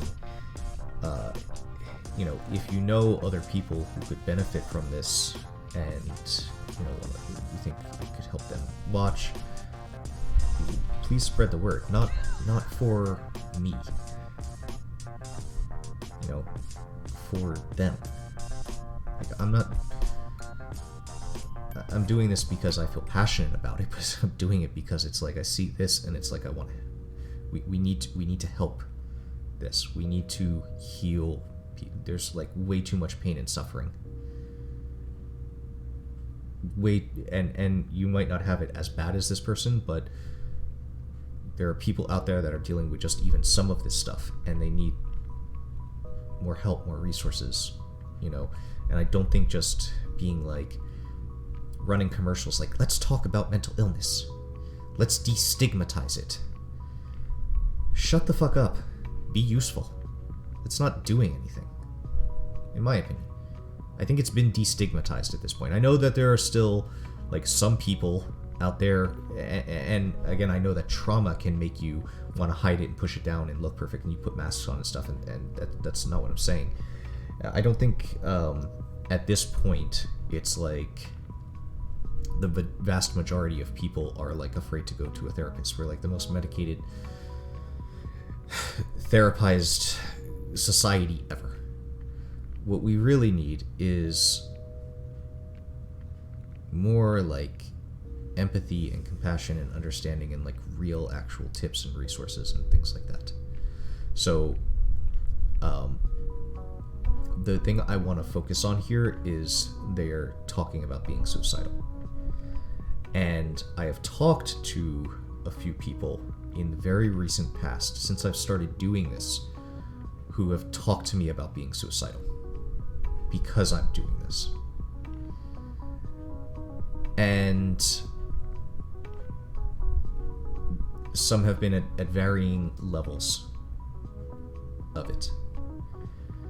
And the one thing I'd really say about this is the right way to deal with being suicidal is any way that results in you not dying. I don't give a fuck what your reason is to stay alive, I mean. Like, I obviously care about your reasons for wanting to end it all. Some people, and often a lot of people will say, it's not even for me, it's for person close to me, family member, kid, spouse, whatever, that, like, I didn't want them to have to see me that way or to go through that trauma of dealing with my death or whatever else. That is fucking good enough. If that's your reason and that just buys you another day to keep going, like, good. And the reason I say good is not because I want you to keep going through pain and, like, suffering with that day to day. It's that if you're still alive, you're giving yourself another chance to deal with it. And hopefully the stuff I'm talking about on this channel are showing people that there are ways to deal with this and overcome it. And I'm not saying it's easy. Unfortunately, life is it can be very difficult. And even in its easier moments, it still has its struggles, right? But I would say, really, if you're going through it, if you're watching this and you ever get this way, whatever reason you have to hold on is good enough. There's no proper way to not kill yourself. If it's your dog, if it's your mom, if it's that you just want to see another sunrise, I don't care what it is. Just hold on to that and do your best to find any bit of hope that it can turn around. And so, and what I'd say here is, and you might even do this preemptively if this is something you struggle with, or even remotely, and you might not get there to where it's like, I'm gonna kill myself. It might just be like, I would like to not deal with this anymore. Like, I'm not gonna kill myself, but, like, I'm getting kind of tired of this shit, right? So I don't care where you are on that spectrum of, like, I'm really not enjoying living. Ideally, you would do this before you get to the point where it's like, no, I'm done. Try to find if there was someone in your position before, or anything remotely like it, or has dealt with any kind of struggle like you've dealt with, that managed to overcome it and be okay. And I can tell you,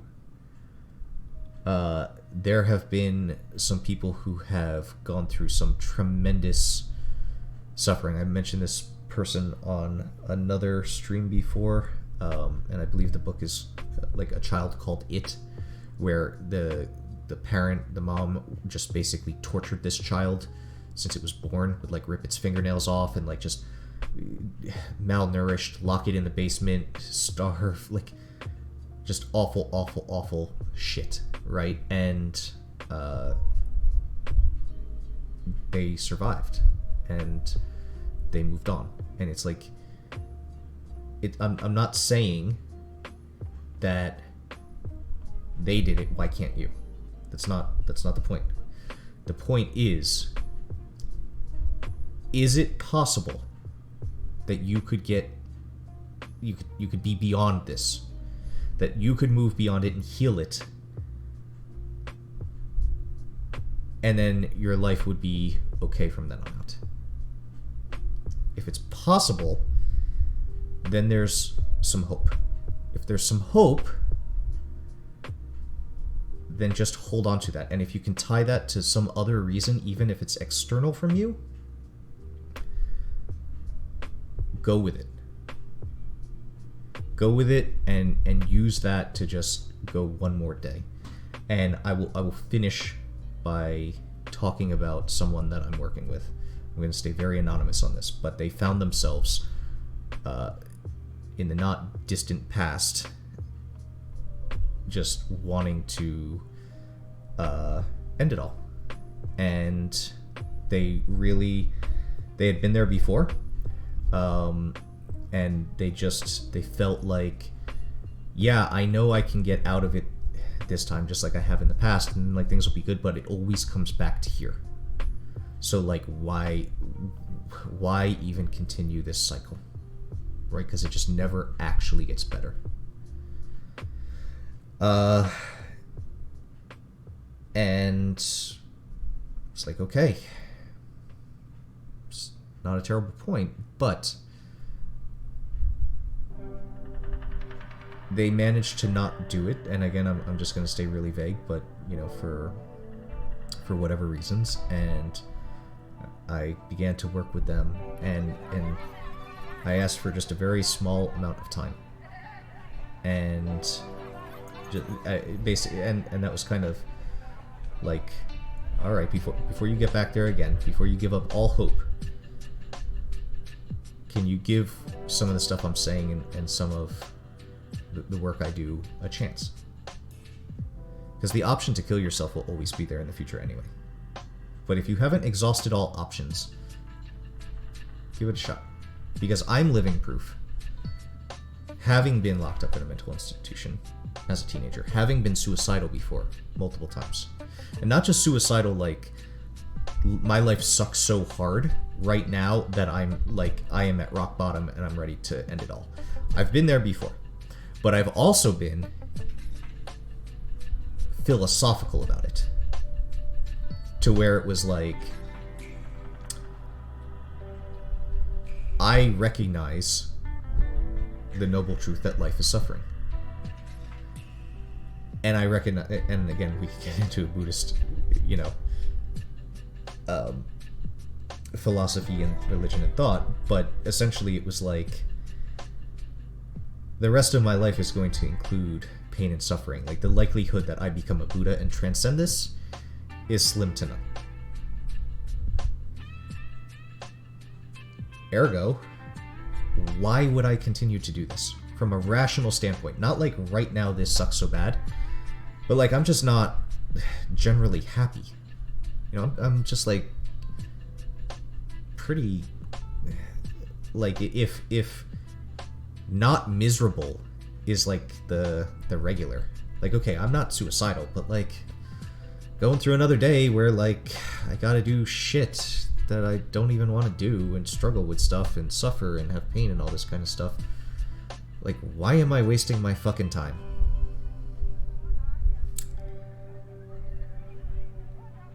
If I can overcome both those different types of suicide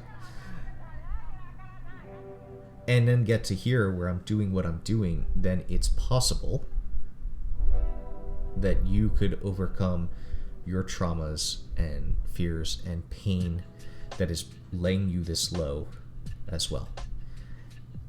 And within just a few sessions, their thinking is different. They've had some actual wins overcoming some past traumas already. And most importantly, they can extrapolate that process out and recognize they can apply it to the other traumas in their life, heal them all up, and then get to a point where things are okay and they're never dealing with that again.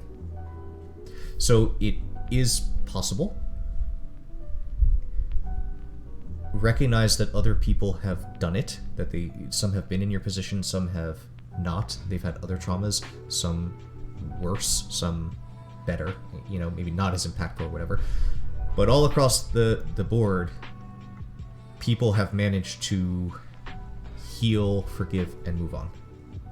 And it's possible for you too. And interestingly enough, so many people also say it's not that it was a fun or good experience, but it made them so much stronger and better that they begin to thrive because of the person that was developed in overcoming it. To where life is not just something where it's like, okay, I'm no longer suffering and struggling from that, but I'm still just going day to day, and like existence is not exactly fun. Instead, it's something like you recognize the really special things about existence and being alive, and celebrate it. Celebrate life, and celebrate love, and celebrate happiness and friendship and relationships, and having meaning and purpose in your life, and all these things you can get there. And interestingly, that which, to go very stoic on everyone, that which was the obstacle and getting in the way of you becomes the way, which is a very good book by Ryan Holiday. The Obstacle is the Way. So really, there's hope. Find anything you can hang on to if you do get into a moment like that where you're giving up hope and you want to end it all. Whatever reason you can hang on to that works is the right reason. It doesn't matter. It doesn't matter who it is, what it is. Even if it was just maybe you have a hamster. You don't want to die because then there wouldn't be someone to take care of your hamster. And you want to take care of your hamster. That's good enough. I don't care. It's good enough. And preemptively start to consider, before you get to that position again, ideally, try to see if other people in your position have overcome these kinds of things. What did they do? Is there any hope for you? If it's possible and there is hope, then that's great. That means that there's like actually hope for you, and you could do this and you could get past it. And that would be my wish for you if you're watching this. And really, truly, I tell you, it has only been, again, I don't want to get into specifics, it's been less than 5 sessions that has shifted this person's mindset, their beliefs about what's possible for them, that they will not always be in this repetitive cycle, but they are actively breaking it and getting out of it and moving on and moving past it, and that their life is going to be okay and is worth living, and they don't want to ever go back there, and they are I don't want to say that trauma recovery work is necessarily fun, but they are optimistic, and on some level maybe, again, don't take this word the wrong way, but like enthusiastic to just get to the end result, at least. Maybe not enthusiastic to go through the work, because it can be tough, but it's something that they see the light now. They see that there can be an end of the tunnel, so to speak, that they can get through this, that it's coming, that they just have to keep taking steps day by day and addressing these things, and that they are what I told them was that they're going to get their life back, because right now their life is being held hostage to their traumas and the stories and beliefs that came from them and the fears and all that kind of stuff, and it's in the driver's seat, right? It makes you do things that you wouldn't want to do or normally do without it, right? Maybe you want to do something, but this fear tells you, no, you can't do that. No, you're not worthy. No, you're not good enough. No, that's not for you. No, you should do this instead. You should play it safe, play it small, or whatever your story is. And that when you heal and release and forgive and all that those stories and beliefs change, and those thoughts evaporate and change into new ones, because your brain rewires itself based on the new story and belief. If you have a new belief, then your thoughts need to be in alignment with that belief, and your life changes from there, and it becomes worth living, and you're not suicidal anymore. And then you even become, again, stronger and more empowered because you went through that process. And I would never wish trauma on anyone, just to be like, you're gonna be even more awesome. You know, it's like, it's not a thing where we should traumatize people because the end result is that they're gonna be even stronger if they get through it, because while that is the case, trauma fucks a lot of people up, and not enough people are getting through this because the resources aren't out there. I don't think the industry is tackling it effectively.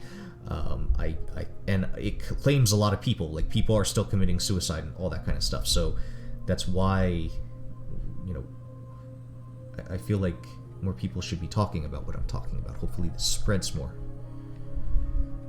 But it's possible. Not only have I gone through it, I'm watching clients go through it as well. And I hope that this person that childhood abuse, just tons and tons of sexual abuse here. It's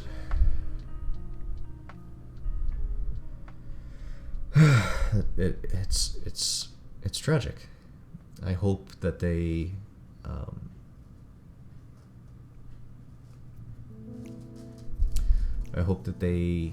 manage to keep going and find ways to heal this. And again, just the one topic that I wanted to touch on is, you know, again, if you are finding yourself here at all, hold on to any little bit of hope that it is just even possible. Not that it will, but just even the possibility. It's like, okay, if that's possible, then maybe it's worth exploring some way. Because there's evidence from other people who have done it before. That means I could do it too. And hold on to whoever or whatever is important to you, even if you don't do it for even if you don't stay alive for yourself. If you can do it for a loved one or a pet or anything, I don't care what it is. It doesn't matter what it is if it works and keeps you from committing suicide.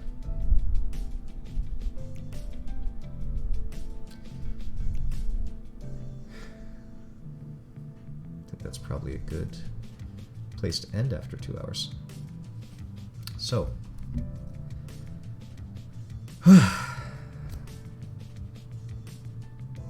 that was really interesting. I didn't know how that was going to go, and someone brought the Reddit thing up as a suggestion. I thought I was going to do this last week. Then we got into that conversation, which was a lot of fun. I'm glad I went that way, but I hope everyone enjoyed this, that I threw some interesting stuff out there, gave something useful to people. If you do like this, it would totally help me if people would follow on Twitch and join the Discord. Dude, thank you for following. I appreciate that. That really does help me. Yeah, join the Discord too. The link's down there below. I think that's about it. If you guys have any questions, any suggestions, anything you want me to cover that I can cover. I can't cover things like ADHD in depth. I gave my thoughts on it, but I can't manage it. I can't manage bipolar disorders or anything like that. It's not really. I'm just not qualified to really truly talk in depth about managing those things. I can give some suggestions, some advice here and there, but like do not take it as medical advice or information. It's just opinions. But yeah, you can DM me on Discord, you can go on my website and send a contact form, you can do a whole bunch of shit to get in touch with me, talk about things that you'd like to see on here, any ideas. One person had a good idea about doing like some book reviews and stuff. They also thought about like saying like, hey, everyone read this book and we'll talk about it in a few weeks. That might be something, like that extent might be something that we do, you know, when the community grows a little bit, but I might just kind of bring up some books that I think are really good. I've mentioned a few on here already. Let Forgiveness Set You Free by Meredith Hook. I just brought up The Power of Now by Eckhart Tolle. Man's Search for Meaning I've referenced multiple times by Dr. Viktor Frankl. These are all books worth checking out. You can go on Amazon to find them. But yeah, maybe we'll do something where I kind of go through and think about some of the books that had a major... The Obstacle is the Way by Ryan Holiday. I brought that one up.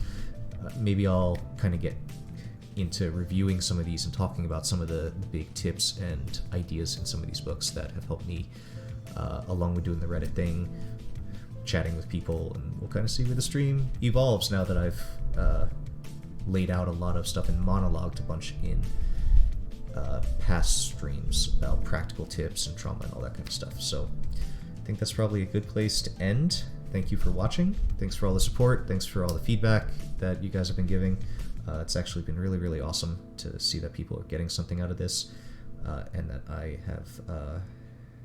I've had some really deep conversations with some of you, and I really appreciate the privilege that you would share some of that stuff with me and help the stream by giving me feedback and all that kind of stuff. So thank you very much, and hope you all have a good night.